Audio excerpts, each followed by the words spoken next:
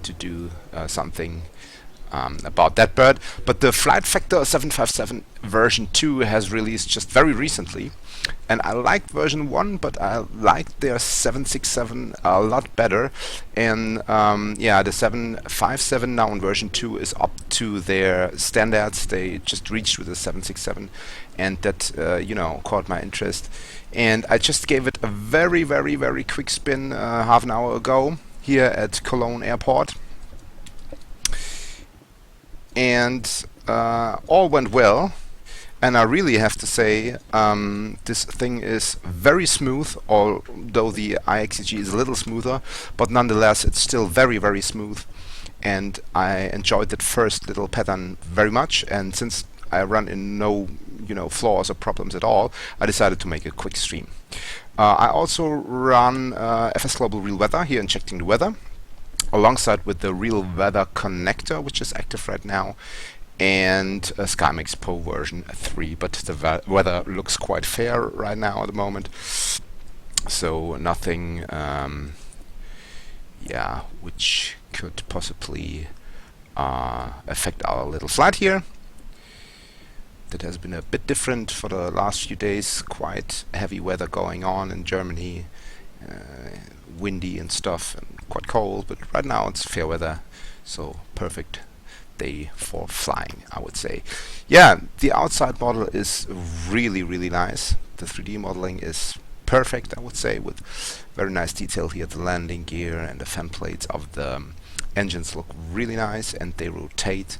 They're windmilling, and the speed of the windmilling is also dependent on the direction of the wind, and yeah, with which strength the wind is blowing. So very nice touch here. It's very reflective, and I'm really looking forward to seeing how these new reflections in XPX 11 will look with this bird. And it's said by Flight Factor that the bird will be fully compatible with the new X-Plane version. So yeah, only reason to look forward to the release of X-Plane 11, but to see how this thing behaves and flies with an X-Plane, X-Plane 10 will do as well. I created 2 wing views here. They have modeled the inside of the cabin, but only, not to the same standards on which they modeled the outside model. But it's there, so if that is your kind of thing, you have it. So right wing view or left wing view, and this is the right wing view, and I have set up a set of views as well. Here the captain, first officer, MCP view, overhead panel, the CDUs, and here the center pedestal for the radios and stuff. Okay, a thing which I really liked with the 767 is the tablet, which allows you to access all the main features, and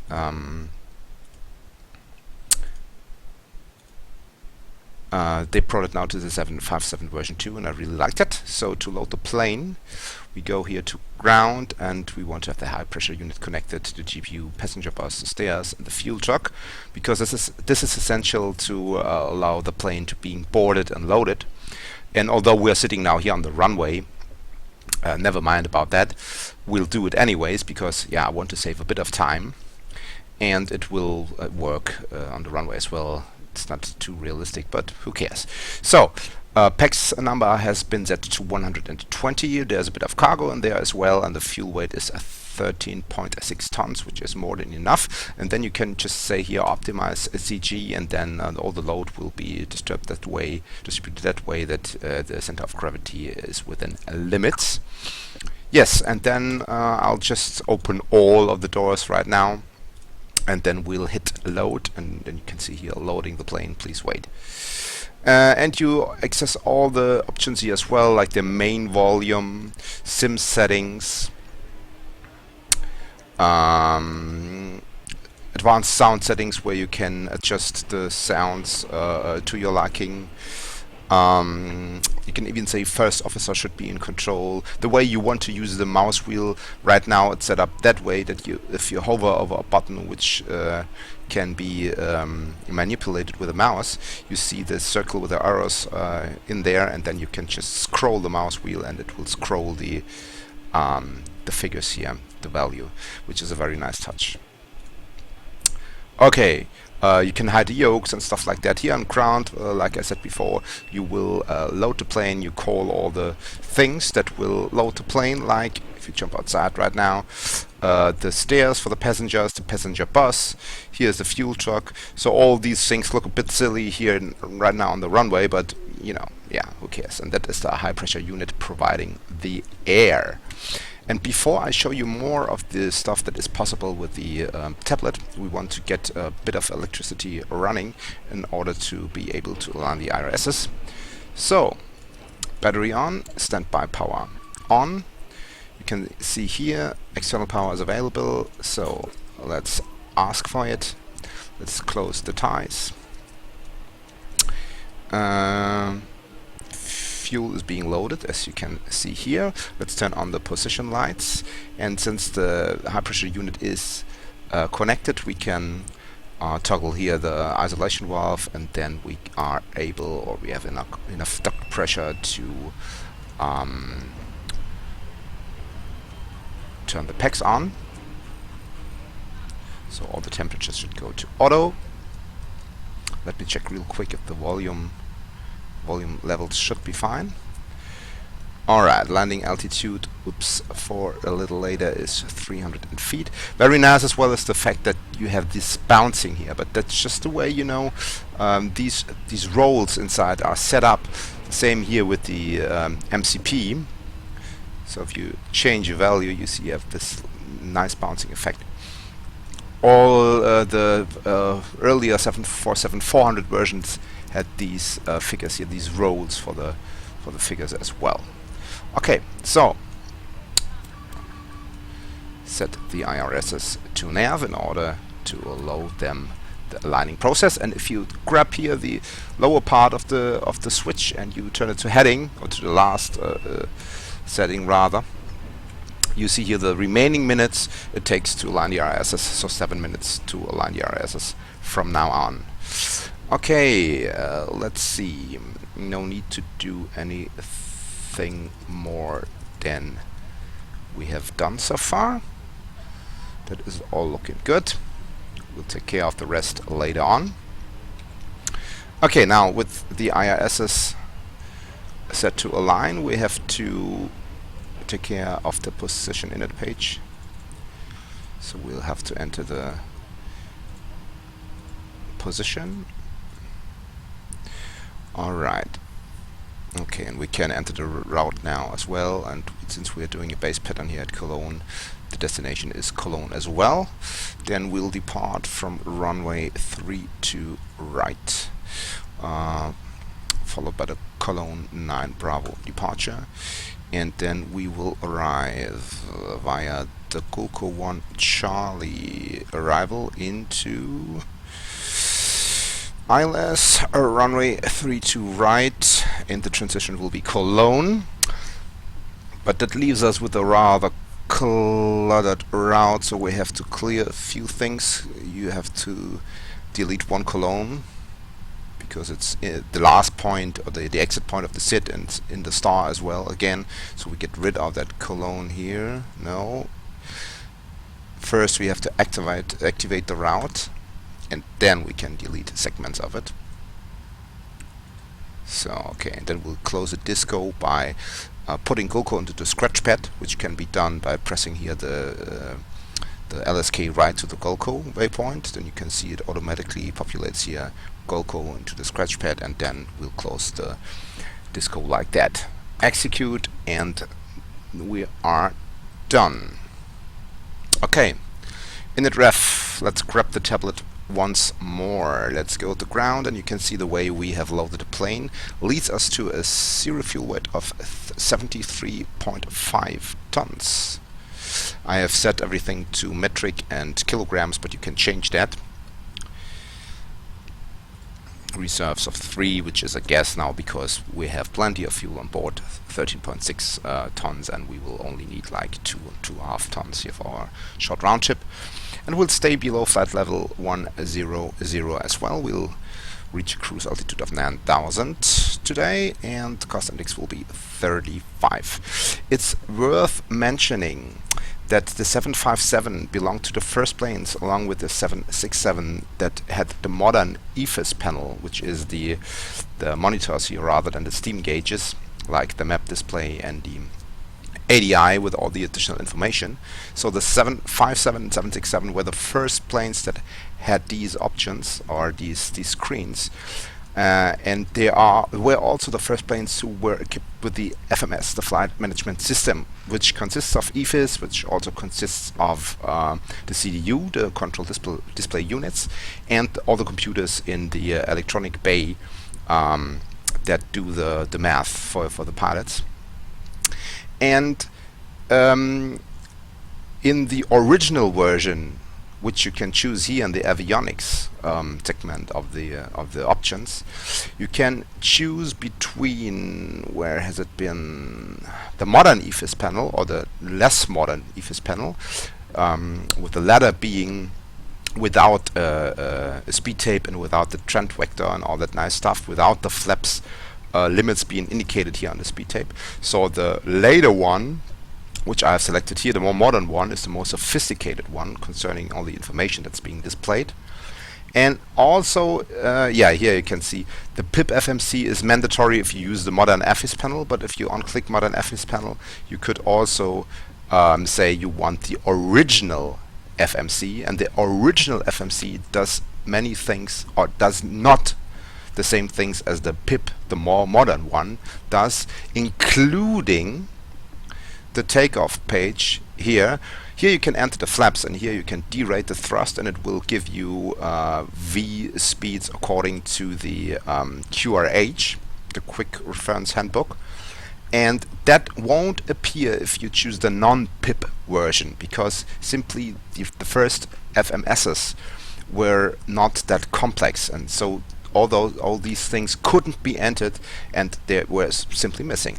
But here we have the more modern EFIS panel, and we have the more modern up-to-date FMS, or CDU rather in that case.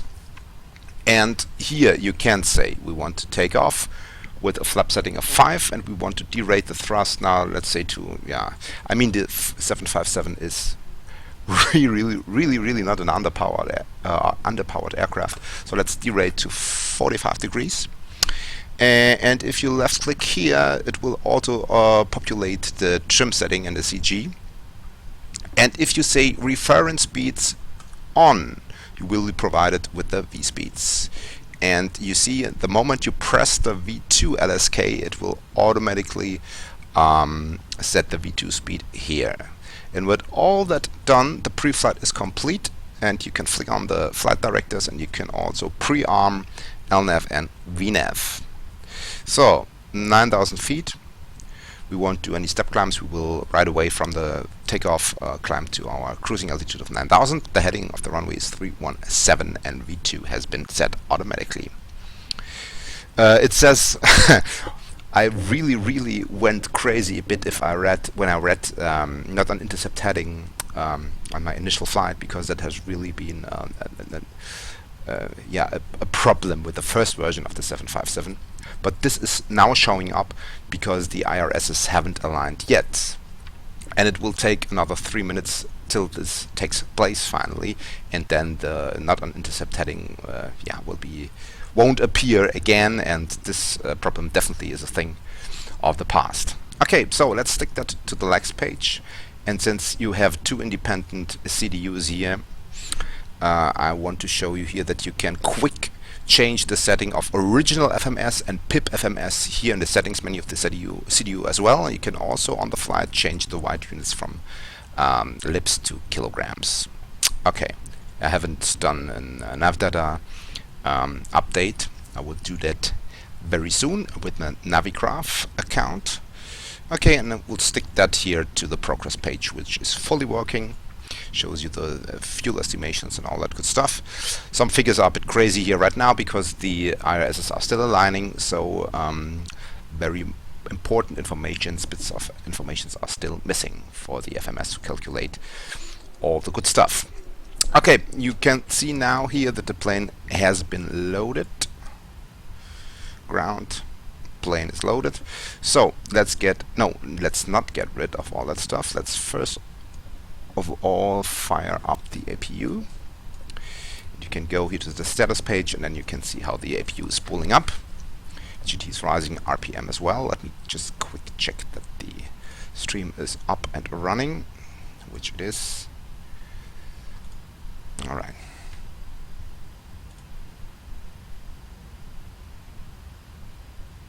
Good. I hope the volume levels are fine.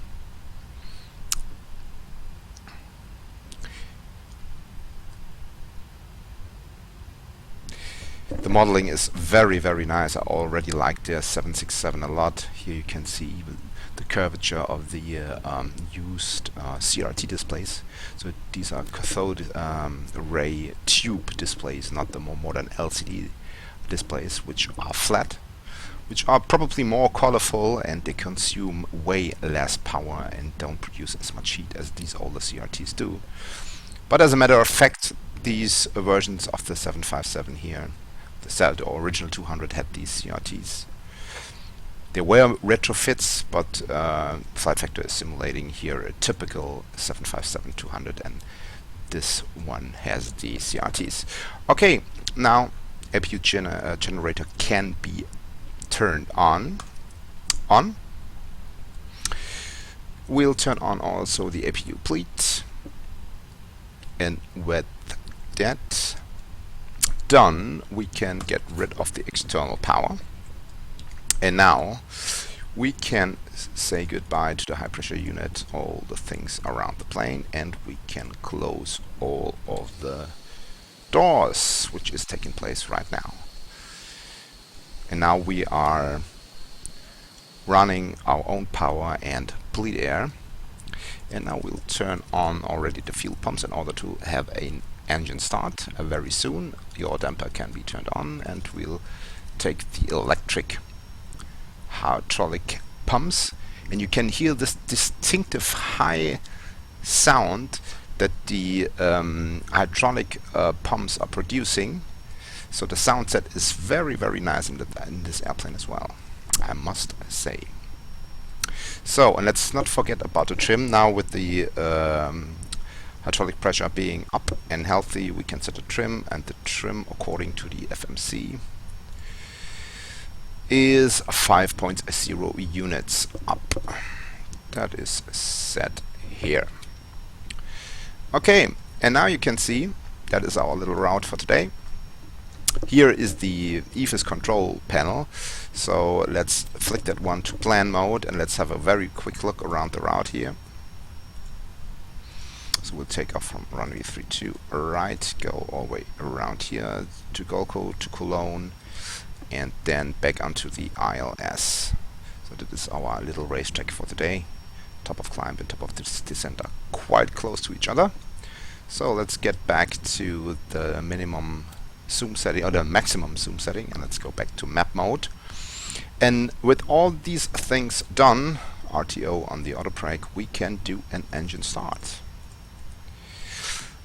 So park brake is set, the fuel control valves are closed, so for the time being let's get rid of the packs, which leads to a significant rise in the bleed air, which we need in order to get the engines running. So engine start, valve 1 is pre-selected and number 2 goes to ground. Let's not forget the Uppsala altimeters, and the pressure is rather high today. That's what led to the better weather.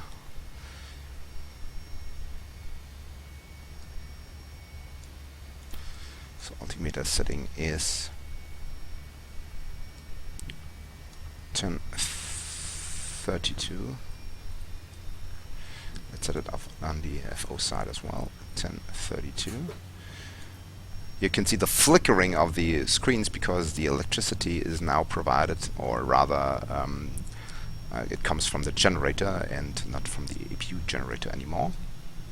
And you will see that flickering and that sound once more when the generator of engine number 1 takes over as well.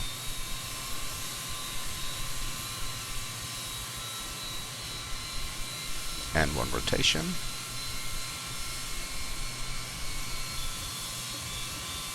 One can read all the labeling here, so the texture works really outstandingly good.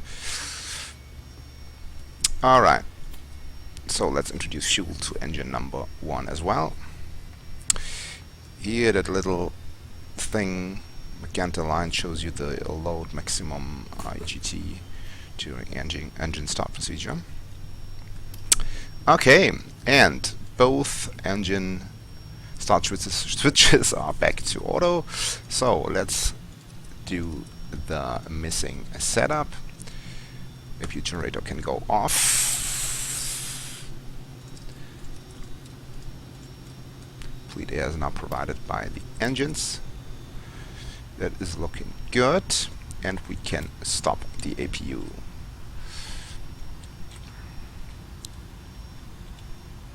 Flaps can go to 5, and we'll do a quick control check for left, full right, full up, full down, and the rudder.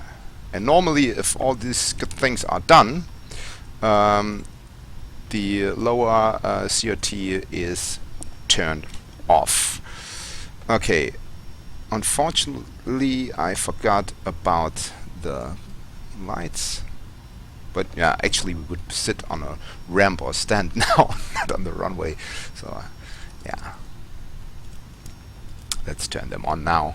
Position light, red anti-collision light, white anti-collision light, which equals the strobe light in that case here.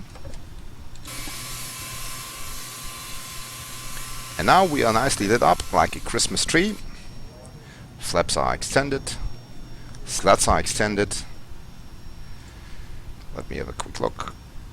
Everything is looking fine so far, so we can turn the nav receivers to auto.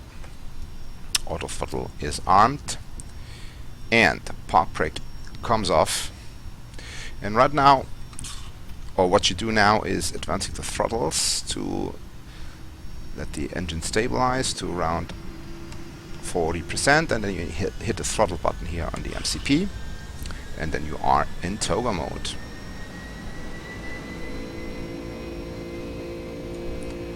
Here you hear the distinctive roaring sound of the Pratt & Whitney engines here. Whoa. That's been a bit violent. Don't know why this happened. And we won.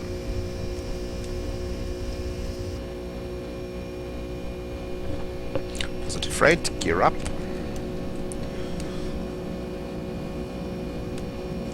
And LNAV is active.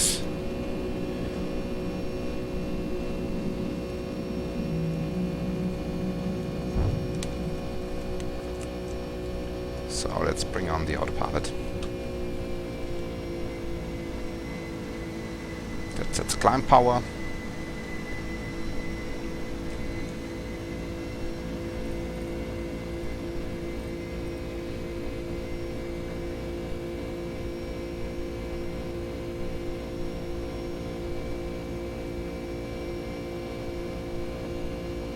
Flaps 1. Nose gear light can come off.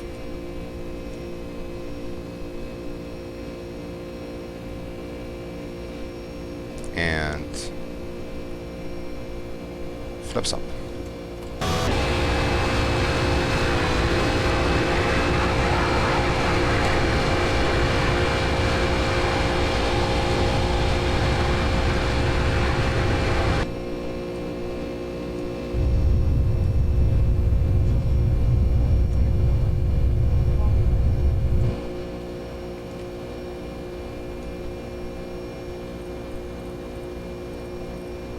Sync the heading. Let's zoom out a bit, and we can also engage the weather radar.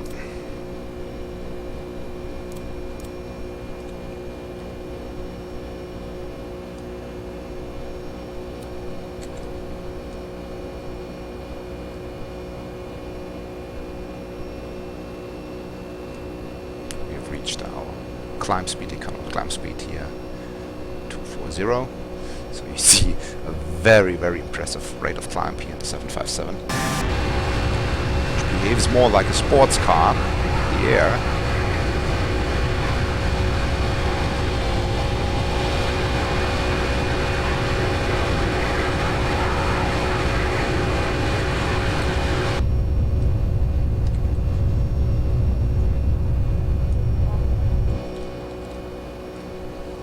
If you go to the wing views, you may have noticed that you hear the bit of passenger sounds chatting in the background, which is a nice effect, I think. We're already at 7,000 feet.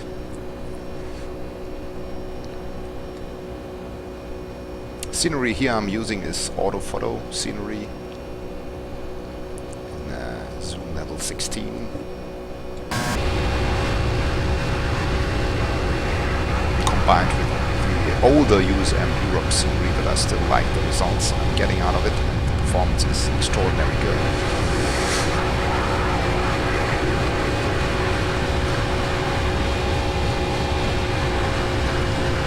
And the autopilot is very smooth as well. And as you can hear, we are already leveling off.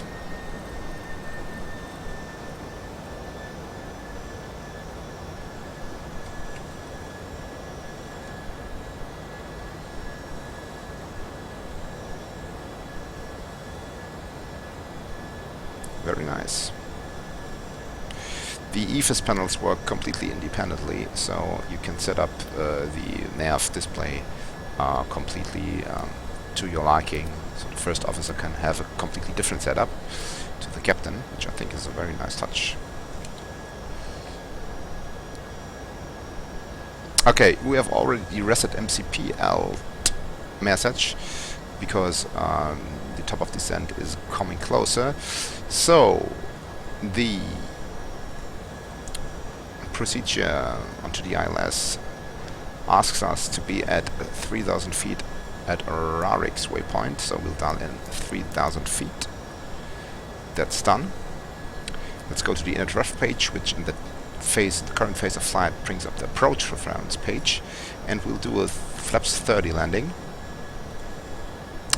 And here you are automatically provided with the ILS frequency and the localizer course. So 111-10 is the correct setting for the receiver, and 317 is the correct front course. 111-10 and 317. Alright, we forgot to turn on the transponder, but since we're not flying online or something like that, nothing is happening. The manipulating here of the radio knobs is very, very comfortable. I like that a lot. So especially when flying online, you can really quickly turn or dial in frequencies here, which I really like. So on the progress page it tells us that we are 7 miles away from top of descent.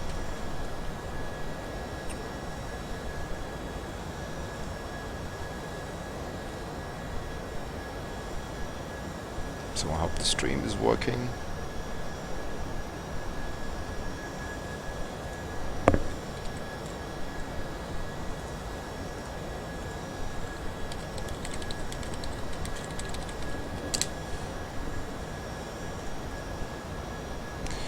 And the weather fogged in a bit.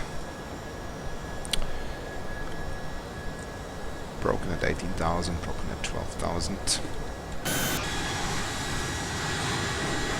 And I really like the scenery and the very nice performance I get out of it. I mean, right now, although I'm streaming with 60 FPS and in HD, but I probably will turn that down to 30 FPS again. And although I'm streaming at 60 FPS, I'm having actual frame rate of 59 right now in the sim. I mean, it's buttery silk.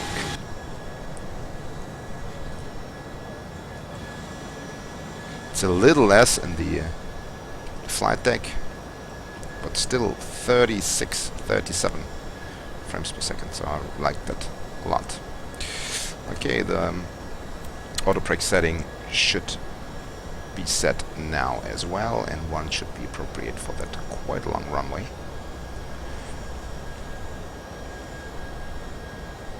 So maybe what we can do now is make the time of day a little later, so we can turn on here the lights.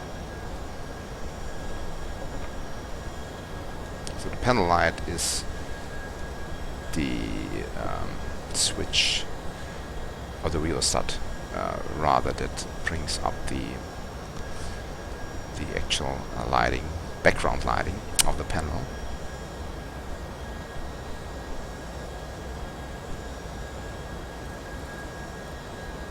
That is a floodlight. So let's turn on glare sheet in the instrument, standby instrument lighting a bit as well. Okay, that's actually already a bit too much. That is looking quite nice, I would say.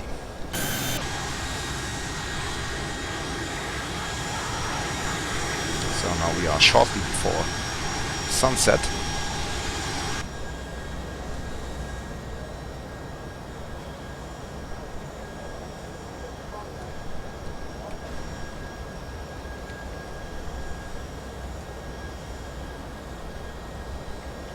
And we already crossed top of descent. So we are very gently descending. As you can see, the calculated altitudes here for the following waypoints are flight level 84 at GoCo, then flight level 55 at Cologne, and yeah, therefore we are very gently descending right now. And now it's getting a little steeper. We are a bit above profile, but that's not the problem of the plane or the add-on, but rather of this route I've programmed here. And now we are back on profile again, very nicely.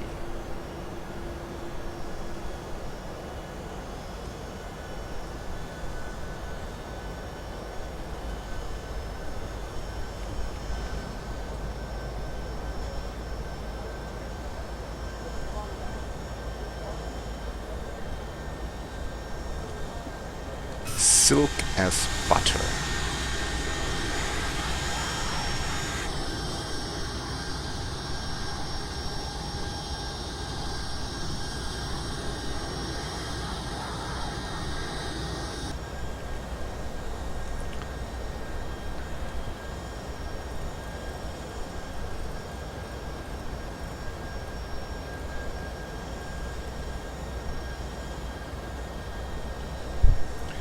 We'll slow down here on that last part before we make a right turn onto the final approach course. So halfway through Cologne we'll slow down a bit, or maybe even a bit before reaching Cologne.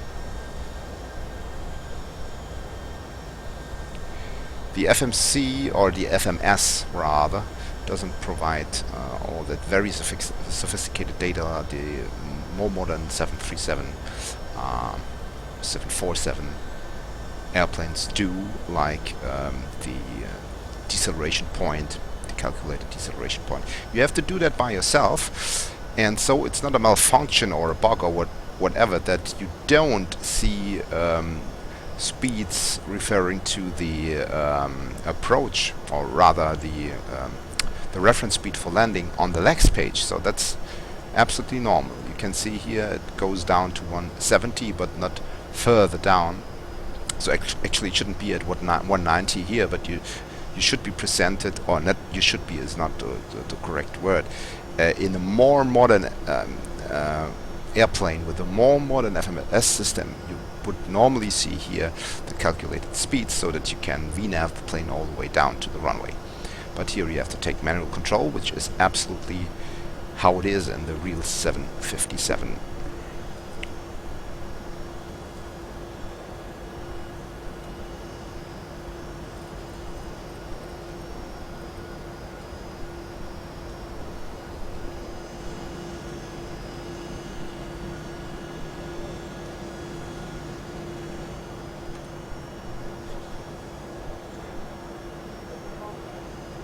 So visibility is still a bit low.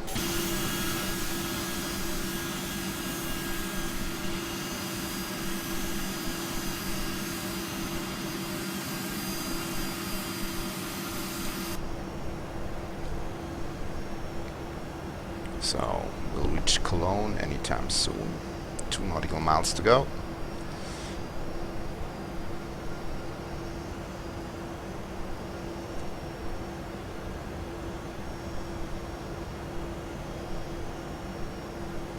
So let's slow this bird down so we hit the speed button and we'll dial in 210.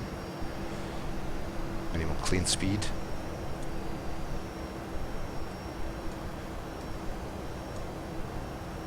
Could deploy a bit of spoilers.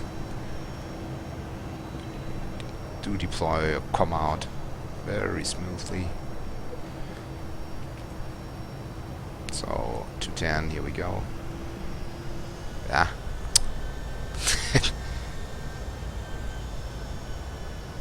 Good. Flaps 1. Another very nice touch is if you hit a dial with the right mouse key, you get a help in the down left corner, auto brake selector, or here VOR frequency selector, or even the button VOR DME switch. So that's very nice touch, I think. So let's slow the plane even further down.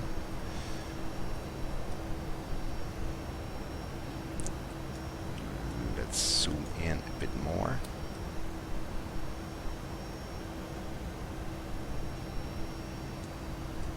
Flaps 5. Very smooth animations here.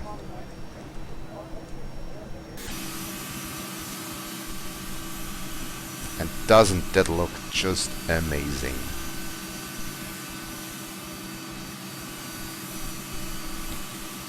Beautiful.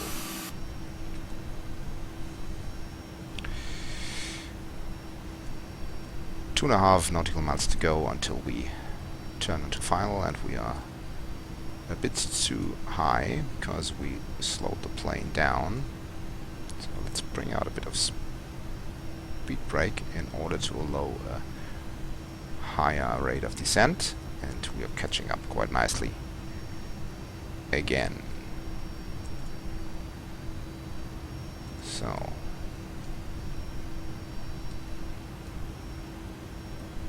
30 is the pressure.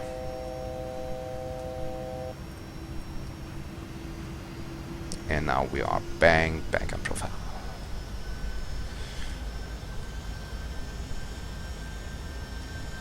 Alright, so let's arm the approach and let's set the heading to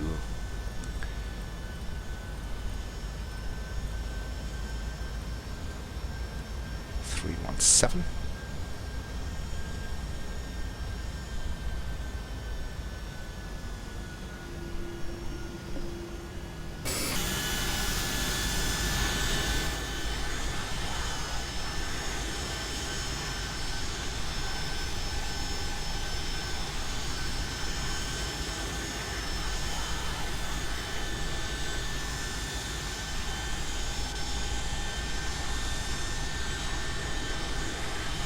Absolutely beautiful.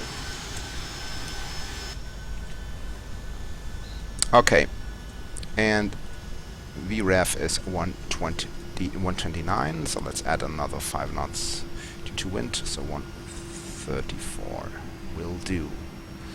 And we are already on localizer and glide slope. Gear coming down.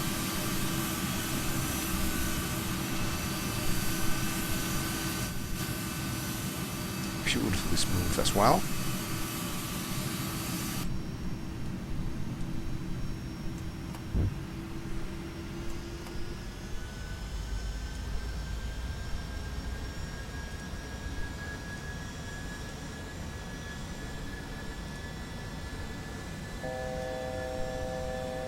And flaps full.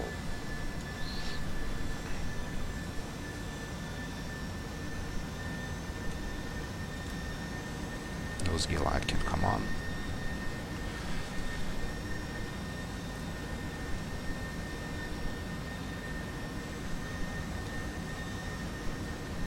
Alright, now let's make it a little darker for landing.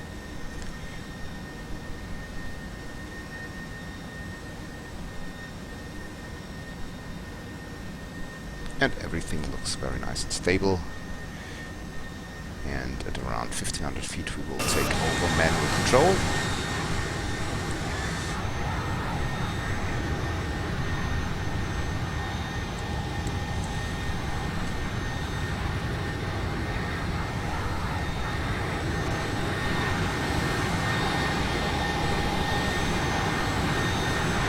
I just love the look of the plane.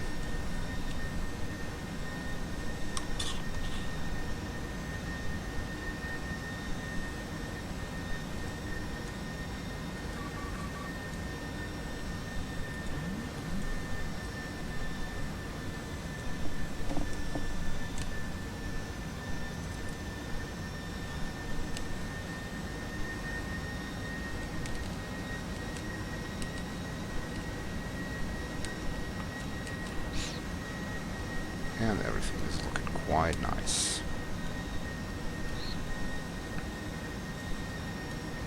Actually, I don't know if the runway we're landing on now is the suitable one. Actually, it's not, because the wind is coming from behind us with 7 knots.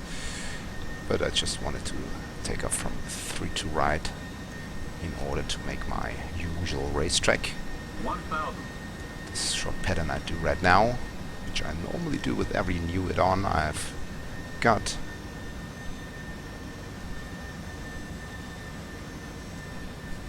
Performance is still very nice. The 32 frames per second. Okay, there's no real weather cloud-wise going on right now. Clouds will bring down the performance, but overall I have to say this plane's performance is good, and somehow it's even a little better than the performance I got with the 767.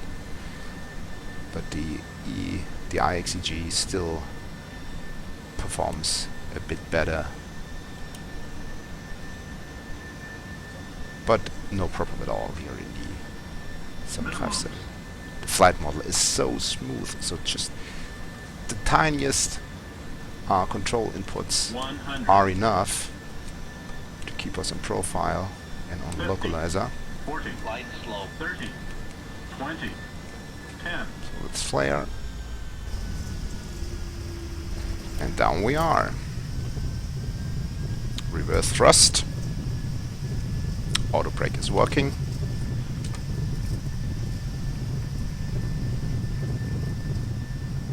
$80 knots, manual braking, and the reversers can come in.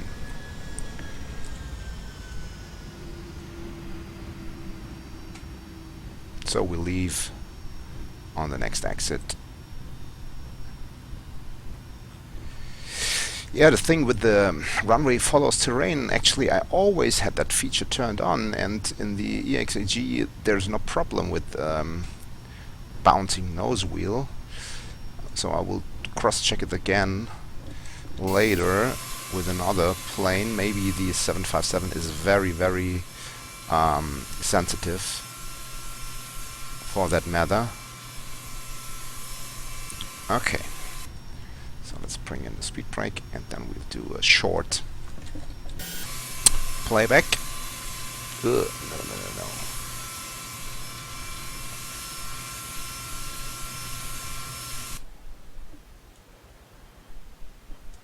Here we go.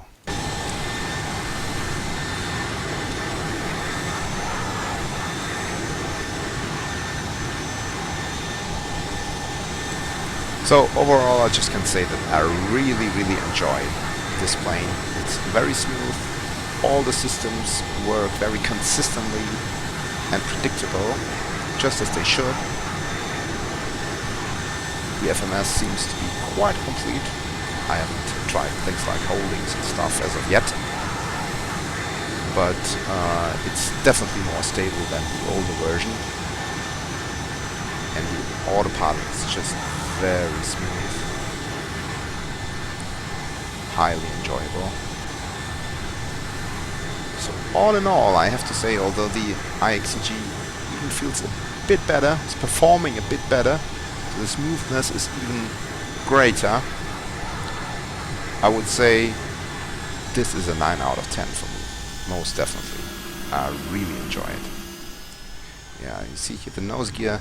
I mean, compared to a 737, the gear is quite high. It's a tall gear here, high gear, compared to 737.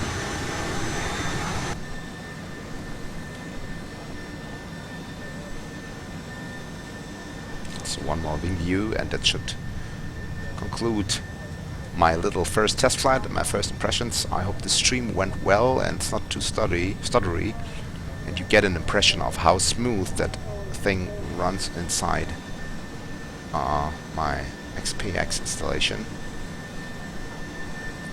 My computer is not a high-end one by any means. It's an i5 3570K running at 4.3 GHz and an old GTX 670 with 2 GB of VRAM. But as you can see, with reasonable settings, XPX just runs very smooth, even with high add-ons like the 757 version 2. Nice. Reverse thrust, spoilers up. Yeah, and that should conclude our little test flight here. I hope you liked it. Thanks a lot for watching. Stay safe, always 3 greens, and see you guys soon.